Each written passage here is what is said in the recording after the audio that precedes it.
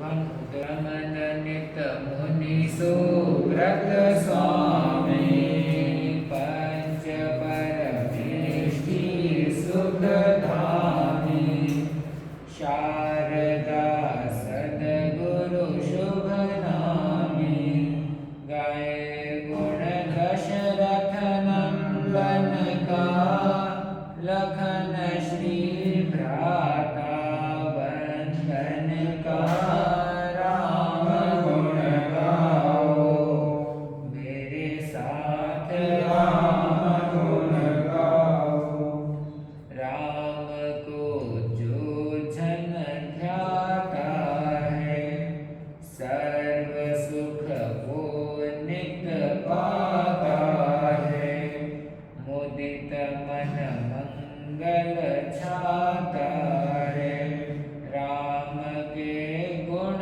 को जो गाए सफल वह जीवन हो जाए राम गुण गाओ मेरे साथ राम गुण गाओ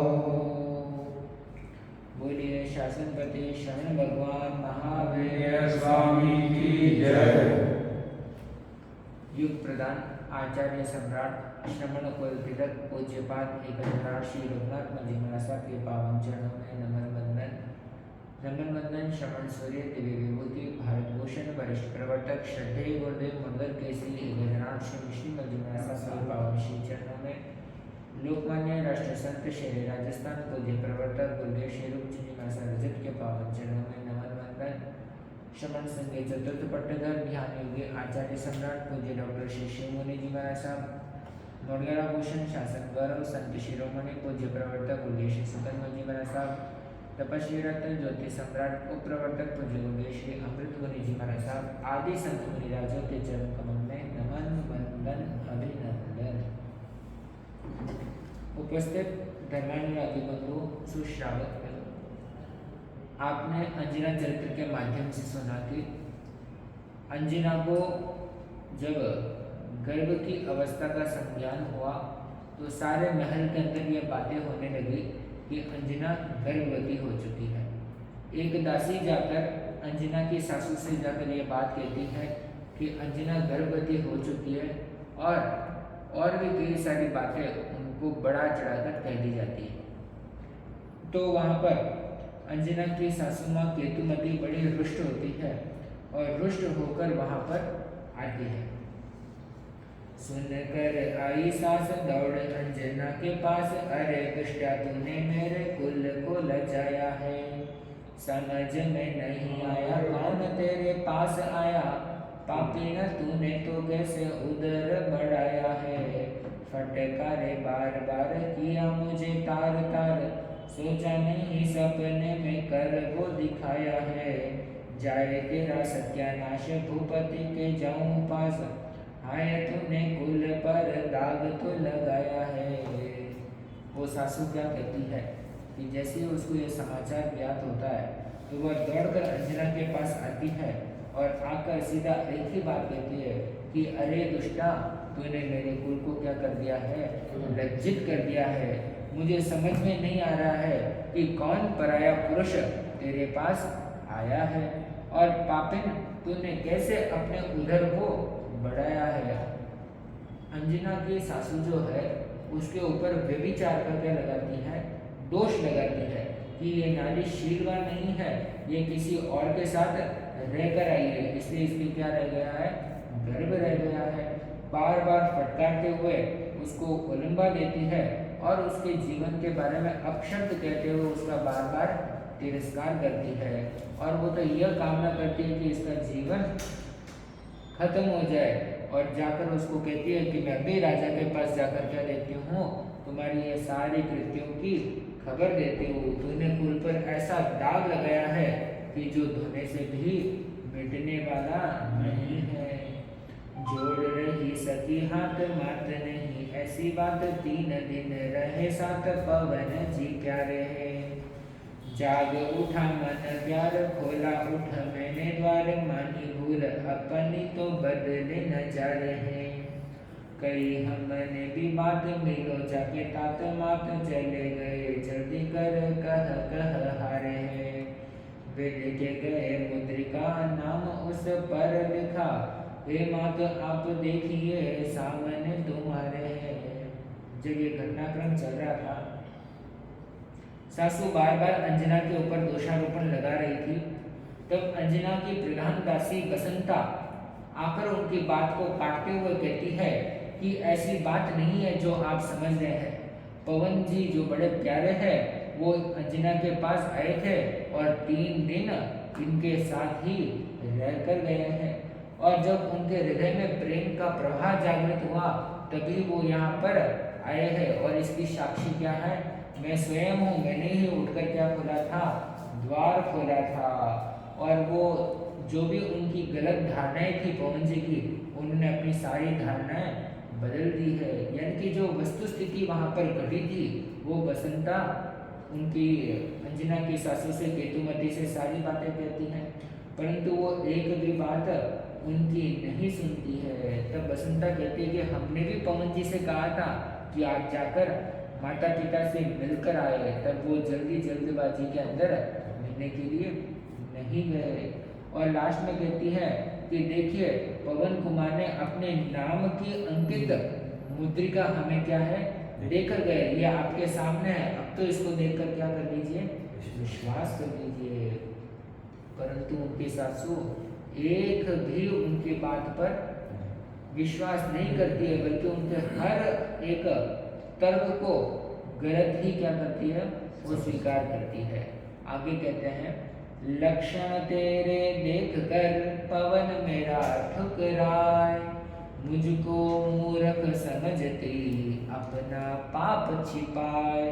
तुम दोनों की बात पर मुझे नहीं विश्वास, बात तीसरा जो कहे लाओ मेरे पास। वो कहती है अगर किसी तीसरे व्यक्ति ने तुम्हारे इस घटनाक्रम को देखा है तो उसको मेरे पास लेकर आओ। तुम दोनों के लक्षण देखकर मेरे पवन पुत्र ने क्या है तुम्हें ठुकराया है। यानी कि वो हर तरह से उसको नकारती है और उसकी हर बात को गलत ठहराते हुए उसको यह कहती है।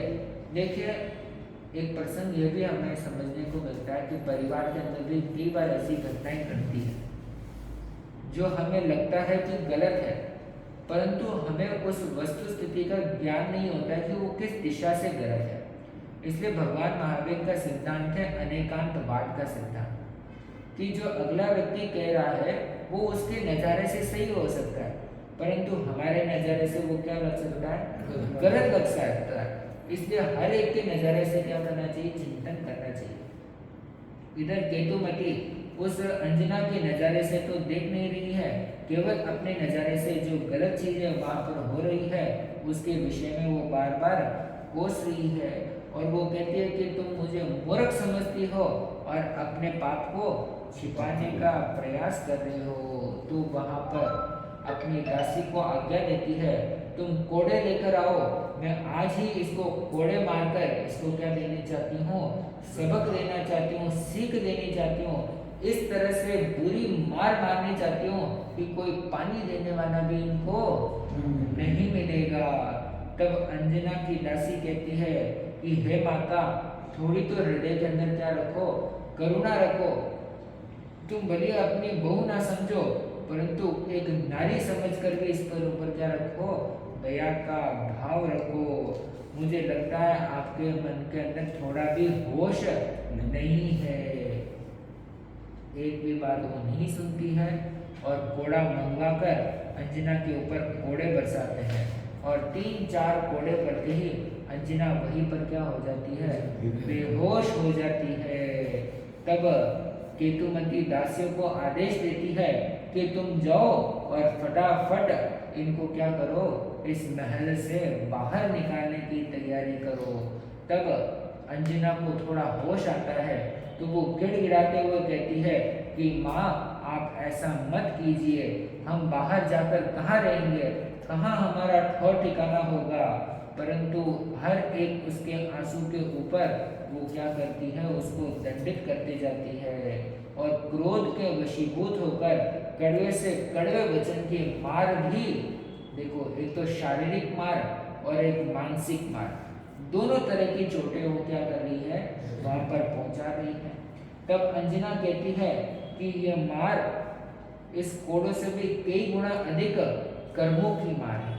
मैंने पूरे कर्म किए हैं, इसलिए आज मुझे सारी चीजों का क्या करना पड़ रहा है, सामना करना पड़ रहा है। और अंजना वहां पर विवश हो जाती है, उसको किसी भी प्रकार का कोई भी काम अब नहीं सूझता है। इधर केतुमती दौड़कर जाकर अपने पति को सारी बात समझा देती है कि यह अपने कुल की नहीं है। मतलब एक तो सही ढंग की बात प्रस्तुत करनी चाहिए, परंतु वो पूरी बातें विपरीत तरीके से प्रस्तुत करते हुए एक ही बात कहती है, इसको तो घर के अंदर नहीं रखना है।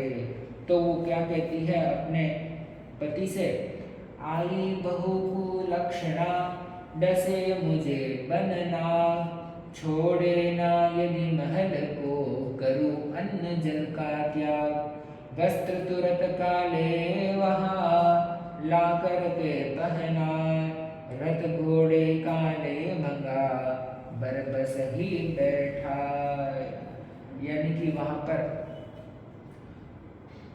केतुमती अपने पति से कहती है कि अगर ये महल को नहीं छोड़ती है तो मैं अभी के अभी अन्न और जल का भी क्या करती हूँ, त्याग करती हूँ।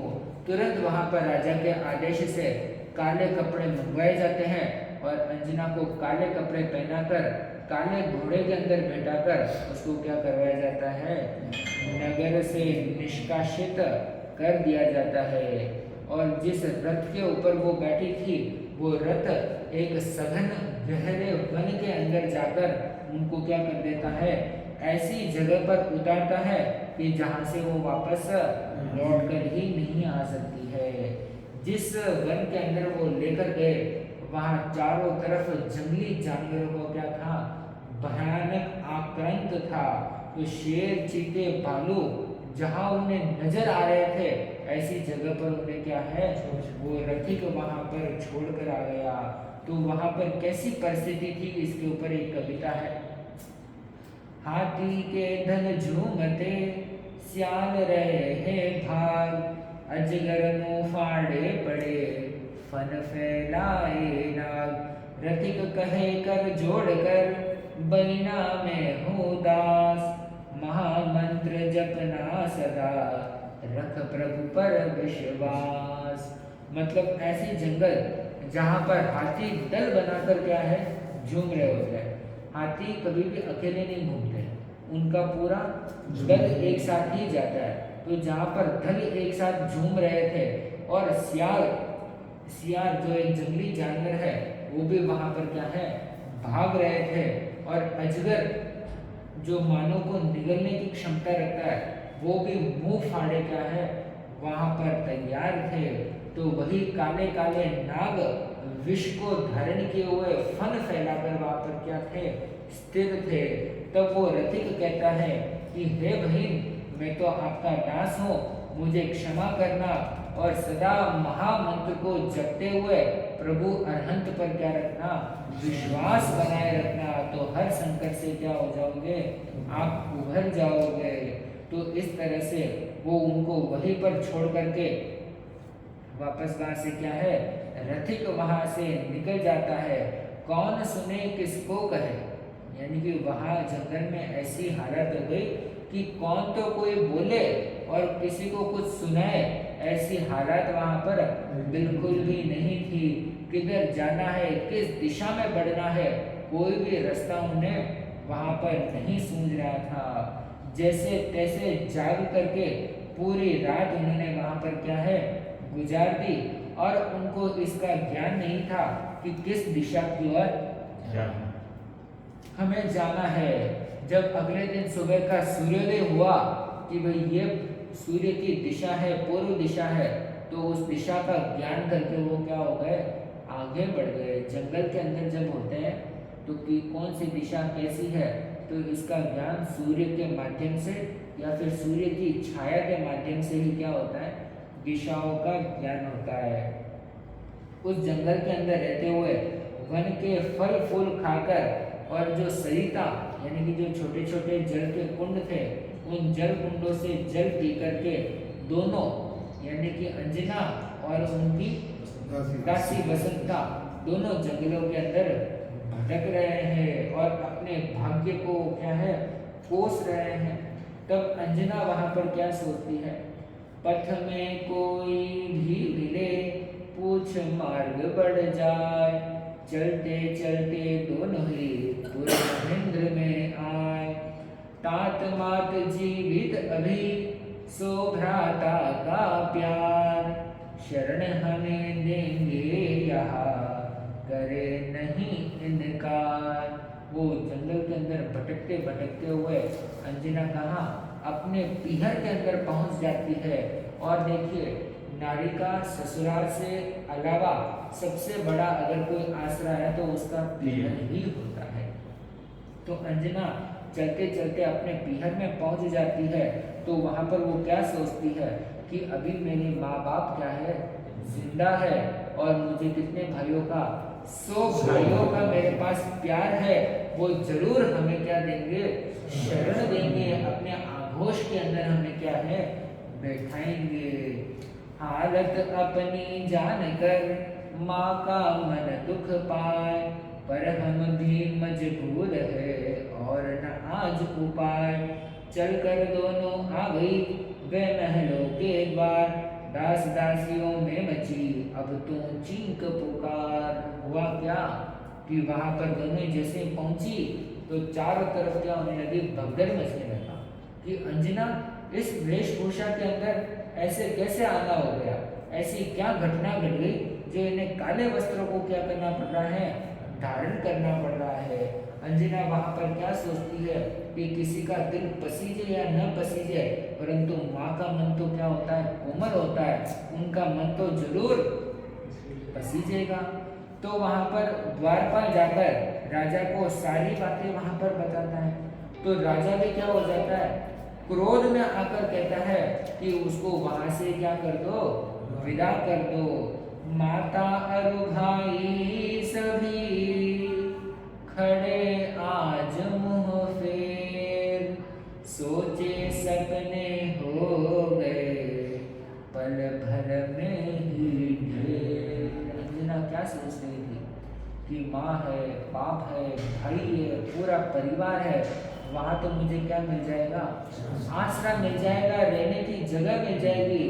परंतु वहां पर पिता ने ही क्या कर दिया, उसको ठुकरा दिया कि इसका मेरे इस जगह पर कोई भी स्थान नहीं है। माँ भाई बहन सब वहां पर क्या हो रहे हैं खड़े होकर उस घटना को टाक रहे हैं। द्वार पर आकर कहता है कि आप इस नगरी को छोड़कर चले जाइए, इसी में आपका क्या है भला है। तो वहां पर राजा भी क्या दे देता है आदेश देता है कि सभी आंख बंद करके और कान खोल करके सुन लीजिए कि इन दोनों को कोई भी मेरे नगर के अंदर जल की एक बूंद तक भी इन्हें न देवे, खुद भी करूं नहीं और जो करे इनको करने भी नहीं। तो क्या कहता है राजा, किस मुंह से आई यहाँ लेकर आज कलंक, सुनी बात मुझको लगा मानो बिच्छू डंक। पुरजन विस्मय में भरे खड़े हुए हैं मौन, तात मात बदले अरे अब इनका है कौन। वहां पर क्या सोचते हैं, राजा कहता है कि ये कौन सा मुंह लेकर मेरे पास आई है। जैसे मैं इसको देख रहा हूँ तो मुझे बिच्छू का जो डंक लगता है उससे भी कई गुना ज्यादा क्या हो रही है वेदना हो रही है। सारा नगर आश्चर्यचकित हो चुका है। नगर जन तो पहले अंजना को देखकर आश्चर्यचकित थे, तो अब राजा का आदेश सुनकर और दुगने क्या हो गए, वो विस्मय में पड़ गए। और सब लोग कहते हैं कि जब माँ बाप ही उसके नहीं हुए तब उनको कौन रक्षा देने वाला है, कौन उनकी मदद करने वाला है, कौन उनको आसरा देने वाला है। तो इस नगर में भी क्या होने लगी, चर्चाएं होने लगी। अगर शरण दे आपको पूछे लोग सवाल, इसलिए नृप चाहते देवे तुरंत निकाल।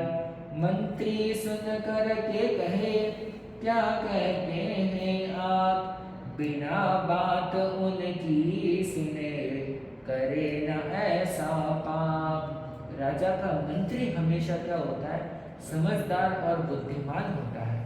इस राजा का मंत्री भी बड़ा समझदार था। वो एक ही बात कहता है कि आपने अंजना की बात को सुने बगैर ही ये क्या दे दिया है, आपने आदेश दे दिया है और ये आपका आदेश बहुत गलत है।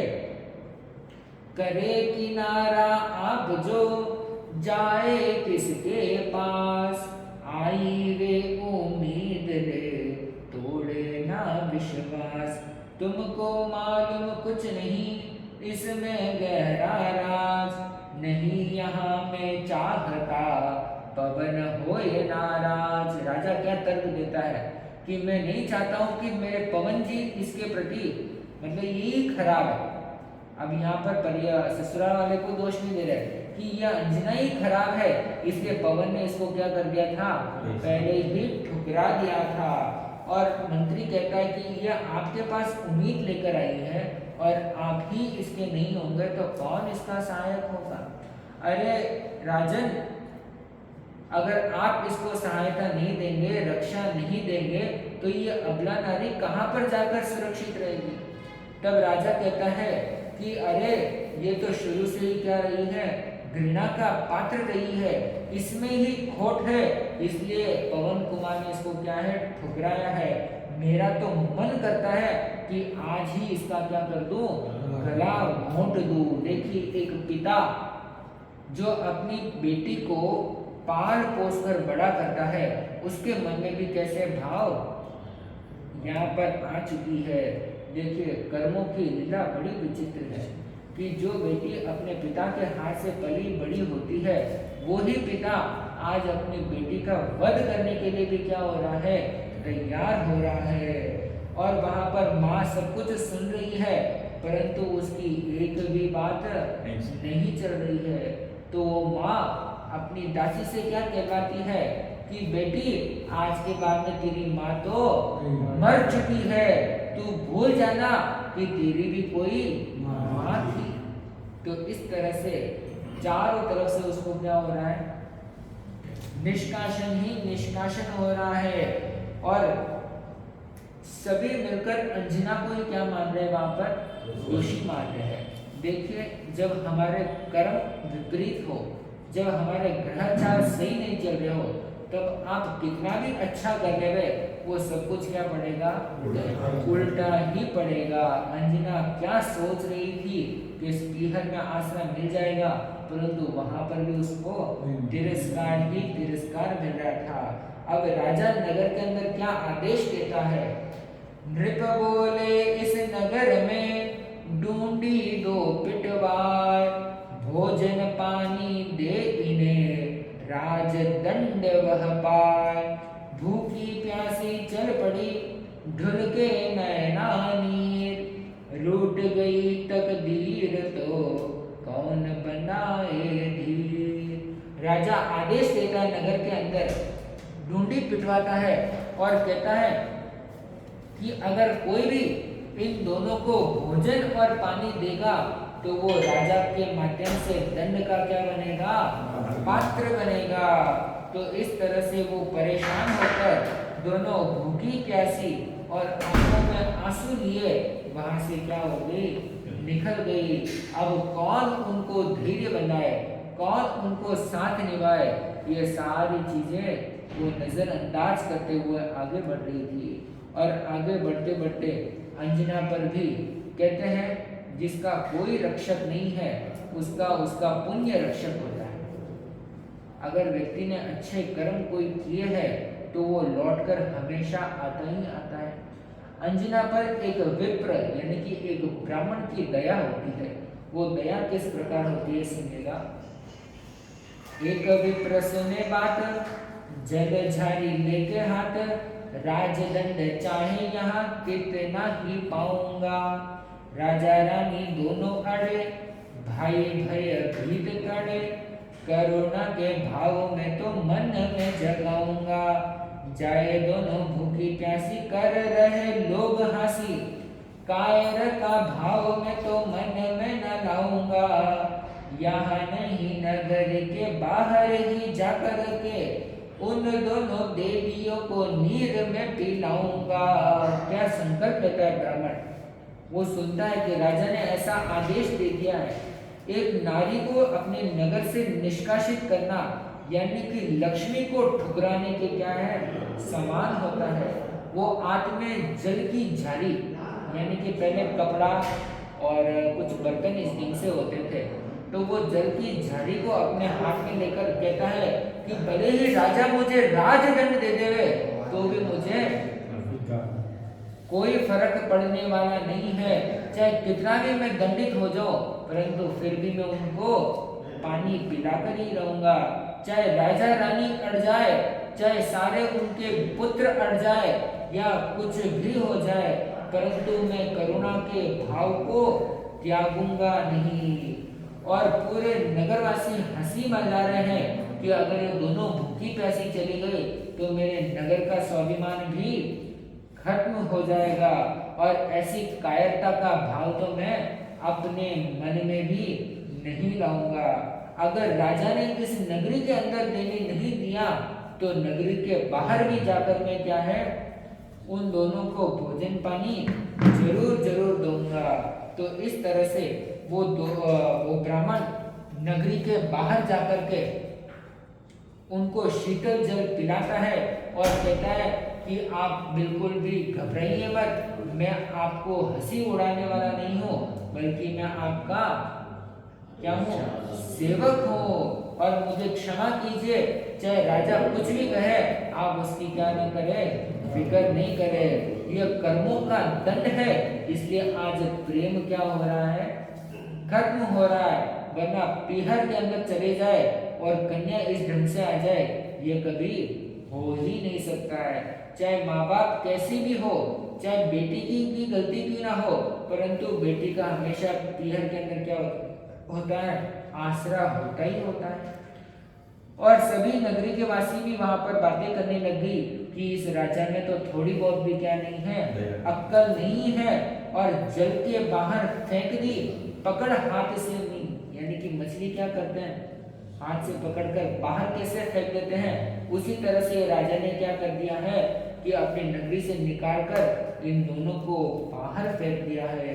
और वो भूल रहे हैं कि ये नारी के साथ साथ गर्भवती औरत भी क्या है, ये अकेली नहीं है बल्कि इसके उदर के अंदर संतान भी पल रही है, उसका भी इसने क्या किया है तिरस्कार किया है। यानी कि चारों तरफ नगरी के अंदर उस राजा की क्या हो रही है निंदा और विकता हो रही है। और जब ये बात राजा तक पहुंची कि पूरे नगर वाले मेरे बारे में इस तरह से सोच रहे हैं, तब उसका सारा घमंड क्या हो जाता है उतर जाता है, वो पानी पानी हो जाता है और कहता है कि अरे कर्म की मार ऐसी पड़ी कि बरसों का प्रेम एक पल के अंदर क्या हो गया लुप्त हो गया। अब अंजना तो निकल गई। अब राजा चारों तरफ सैनिकों को भेजता है ढूंढने के लिए, परंतु अंजना उनको मिलने से रही। वो जंगल के अंदर चली जा रही है, कोई दिशा नहीं, कोई तरह का उसको ज्ञान नहीं, बस चलती ही चलती वो जा रही है। वन के अंदर जो कुछ मिलता था उसको खा पी करके क्या कर रही थी अपने संतान को बड़ा कर रही थी। और भटकते भटकते एक पर्वत के पास क्या है वो वहां पर पहुंच जाती है, और जैसे तैसे चलते चलते उनका जीवन क्या है जंगल के अंदर बीत रहा है। देखिए एक औरत की शक्ति कितनी मजबूत होती है। अगर एक स्त्री चाहे तो जीवन के अंदर कुछ भी कर सकती है। यह हमारे जैन दर्शन का गौरव और सम्माननीय स्थान इन नारियों को प्राप्त हुआ है। हमारे आगम के अंदर 16 प्रकार के सती शिरोमणियों का क्या आता है वर्णन आता है। उन सती शिरोमणियों के अंदर अंजना का भी क्या है अपना एक महत्वपूर्ण स्थान है। ऐसी नारियां जो अपने जीवन के अंदर शील धर्म का पालन करते हुए सारे संकटों का सामना करते हुए आगे बढ़ती है, उनका हमेशा जगत के अंदर क्या होता है, वंदन और नमन होता है। और एक विशाल पर्वत को देखकर वो दोनों क्या कर जाती है, पर्वत के ऊपर, चोटी के ऊपर पहुंच जाती है। और उस जंगल के अंदर जहाँ कोई भी नजर नहीं आ रहा था, उस जंगल के अंदर उनको क्या हो जाते हैं, एक संत के दर्शन होने वहां पर होते हैं, मुनि का दर्शन वहां पर होता है। और जैसे ही मुनि को देखते हैं, अंजना के दिल के अंदर क्या मिलती है, अपार शांति मिलती है। और देखिए, कल्पना कीजिए कि जो आदमी जीवन के अंदर इतना पसीजा हुआ, परेशान हुआ हो, और अगर उन्हें ऐसे स्थान पर मुनि के दर्शन हो जाए तो एक आशा की किरण क्या है, जगने लगती है। वही आशा की किरण अंजना के मन में भी क्या है, जगने लगी है। और वो संत के दर्शन करते हुए अपने शीश को उनके सामने क्या है, झुकाती है। और मुनि भी अपने ध्यान को क्या करते हैं, पूर्ण करके अंजना के जीवन की सारी घटना क्या है, वहां पर सुनते हैं। और मुनिवर कहते हैं कि इसमें तुम्हारा कोई भी तरह का क्या है, दोष नहीं है। तुम्हें जीवन में बहुत अच्छा क्या किया है, कर्म किया है। तब अंजना उनसे पूछती है कि हे भगवान, मैंने ऐसा क्या कर्म किया है कि जिस वजह से मुझे आज क्या है, इतना दुख और इतना संकट मुझे क्या है, झेलना पड़ रहा है। तब मुनि कहते हैं कि हे अंजना, ये कर्मों की मार है। तूने पूर्व जन्म में ऐसा कर्म किया है जिसकी वजह से आज तुम्हें क्या करना पड़ रहा है, उन कर्मों के परिणाम को तुम्हें भोगना पड़ रहा है। कब कर्मों का बंधन हो जाए और कब कर्म टूट जाए, इसका कोई भी अनुमान नहीं लगा सकता है। तो वो मुनि अंजना के पूर्व जन्म का वृत्तांत उन्हें क्या है, सुनाता है कि पूर्व जन्म में इसने ऐसा क्या कर्म किया कि जिसकी वजह से आज उसको इतने तकलीफें झेलनी पड़ रही है। तो मुनिवर कहते हैं कि कनकपुरी नाम का एक नगर था और कनक नाम का एक राजा था। उसकी रानी का नाम कनकोदरी और लक्ष्मी, ये दो नाम की दो पत्नियां क्या है, उस राजा की थी। एक को तो कनकोदरी और दूसरा का नाम लक्ष्मी। कनकोदरी एक पुत्र को क्या देती है, जन्म देती है। ये लक्ष्मी के मन में बिल्कुल भी नहीं आता है। तो वो उस नवजात जन्मे हुए संतान को चुपके से उठाकर कहीं दूर ले जाकर क्या है, छुपा देती है। यानी कि देखिए, पूर्व जन्म में घटना की हुई इस जन्म में क्या परिणाम रहता है, वो यहाँ पर बताया जाता है कि एक राजा थे, दो पत्नियां थी, बड़ी के संतान हो गई, छोटी के नहीं हुई। तो छोटी में ईर्ष्या हो गई, तो बड़ी के संतान को वो उठाकर छुपा देती है। तब वो जो कनकोदरी है, वो अपने पास संतान को न देखकर बहुत घबरा जाती है, बहुत परेशान होती है, दुखी होती है, तड़पती है। तो कहते हैं कि 13 घड़ी के बाद में वो वापस उसके संतान को उन्हें लौटाती है। तो इस कार्य के बाद में लक्ष्मी को भी बहुत दुख होता है। पाप तो कर लिया, परंतु उसके बाद में वो क्या करती है, पश्चाताप करती है। और इतनी गहरी पश्चाताप करती है कि वो सब कुछ छोड़ छाड़ कर क्या ले लेती है, दीक्षा ले लेती है। लक्ष्मी जो थी, पहले कर्म किया, फिर बहुत दुख हुआ और उस कर्म के प्रायश्चित के लिए दीक्षा ले लेती है। और वही लक्ष्मी मर करके स्वर्ग में जाती है और पुनः जन्म लेकर के अंजना के रूप में क्या है, जन्म लेती है। और जैसे ही वो सुत को लेकर के अपनी बहन के पास छुपाती है, यानी कि जब वो उसने संतान को गायब किया था तो उसके बहन के पास वो छुपाती है। तो वो बहन कई जन्म करने के बाद में वापस इस जन्म में अंजना की जो दासी थी बसंता, उसके रूप में वो वापस क्या लेती है, जन्म लेती है। यानी कि उसके कर्म में इसने साथ दिया था, तो वो भी इसके साथ क्या कर रही है, उन्हीं कर्मों को भोग रही है।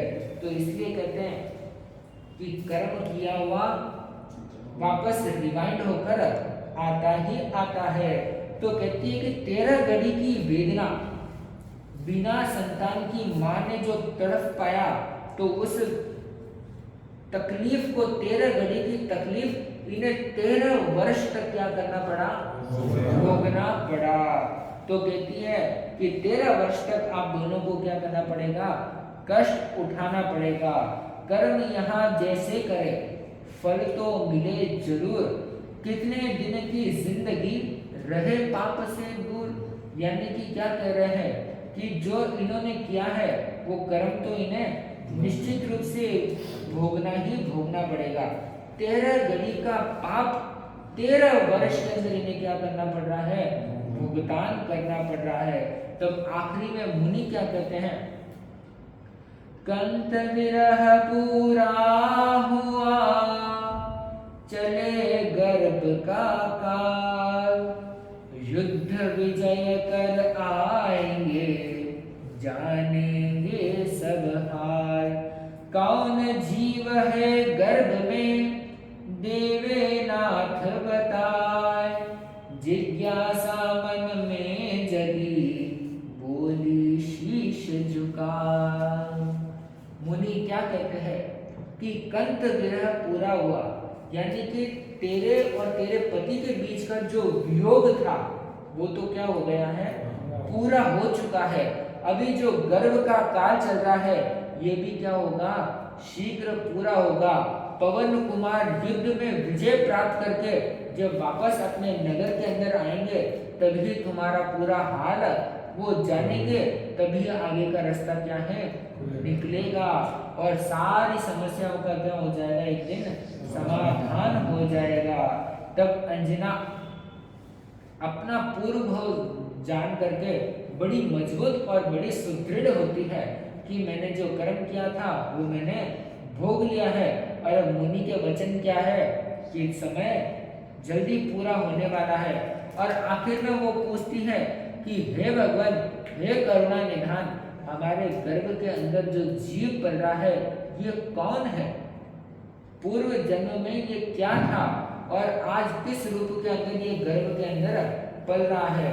हमारे मन की जिज्ञासा है, आप इसके पूर्व जन्म का क्या करें, वखान करें, तो हमारी जिज्ञासा क्या होगी, शांत होगी। तो इस तरह से मुनि उसकी जिज्ञासा को क्या करते हैं, शांत करते हैं। आगे का जो कथानक है कि किस तरह से हनुमान का पूर्व जन्म क्या था वो वर्णन आपके बीच में आएगा। आज आपने सुना कि जीवन के अंदर कर्म की बहुत बड़ी भूमिका होती है। इसलिए सतगुरुदेव हमेशा कहते हैं कि जरा कर्म देख कर करिए, इन कर्मों की बहुत बुरी हार है। आज हम छोटा सा भी कर्म करते हैं तो बड़े खुश होते हैं, परंतु हमें पता नहीं कि आज जो हम खुशी के साथ जो कर्म कर रहे हैं वो कर्म हमें आने वाले समय में रुलाने वाला भी क्या है, हो सकता है। कहते हैं कि हंस हंस कर तो बांधता है और रो रो करके क्या करता है, उसको भोगना ही भोगना पड़ता है। इसलिए जीवन के अंदर कभी भी कोई बुरे कर्म की है तो उसका ज़्यादा से ज़्यादा क्या करो, प्रायश्चित करो। और बन सके तो ऐसा कर्म कभी भी मत करो कि जिससे किसी और आत्मा को क्या मिले, कष्ट होवे, दुख होवे, तड़फे। ऐसा कर्म कभी भी मत करो। इसी के साथ ओम शांति शांति शांति। बोले श्रवण भगवान महावीर स्वामी की जय।